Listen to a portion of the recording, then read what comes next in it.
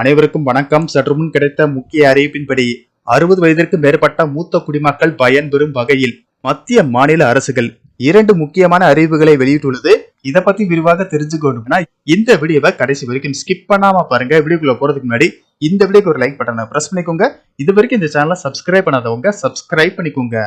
நாடு முழுவதும் மத்திய மாநில அரசுகள் 60 வயதிற்கு மேற்பட்ட மூத்த குடிமக்களுக்கு என்று பல்வேறு வகையான நலத்திட்டங்களை செயல்படுத்தி வருகிறது. வங்கிகள், தபால் நிலையங்கள், ரேஷன் கடைகள், ரயில் பயணம், பேருந்து பயணம் செய்வதற்கும் சிறப்பு சலுகைகள் அறிவிக்கப்பட்டு வருகிறது. மேலும் ஓய்வூதியம் சார்ந்த திட்டங்கள், சலுகைகள் வெளியிடப்பட்டு வருகிறது. இந்த நிலையில் 60 வயது நிரம்பிய மூத்த குடிமக்களுக்கு 2 முக்கிய அறிவிப்புகள் வெளியாகியுள்ளன. முதலாவது அறிவிப்பாக சென்னையில் வசிக்கும் மூத்த குடிமக்கள் இலவசமாக பேருந்தில் பயணம் செய்வதற்கான டோக்கன்கள் கடந்த மாதம் ஜூன் 21ஆம் தேதி முதல் வழங்கப்பட்டு வருகிறது. சென்னையை சேர்ந்த மூத்த குடிமக்களுக்கு ஜூலை 2024 முதல் டிசம்பர் 2024 வரை பயன்படுத்தக்கூடிய ஒரு மாதத்திற்கு 10 டோக்கன்கள் வீதம், 6 மாதத்திற்கான இலவச பேருந்து பயண டோக்கன்கள் வழங்குதல் மற்றும் அடையாள அட்டை புதுப்பித்தல், புதிய பயனாளிக்கு வழங்குதல் ஆகியவை இணைப்பில் உள்ள 42 மையங்களில் கடந்த மாதம் ஜூன் 21ஆம் தேதி முதல் வழங்கப்பட்டு வரும் நிலையில் ஜூலை மாதம் 31ஆம் தேதி வரை தினசரி காலை 8 மணி முதல் இரவு 7:30 மணி வரை வழங்கப்படும்.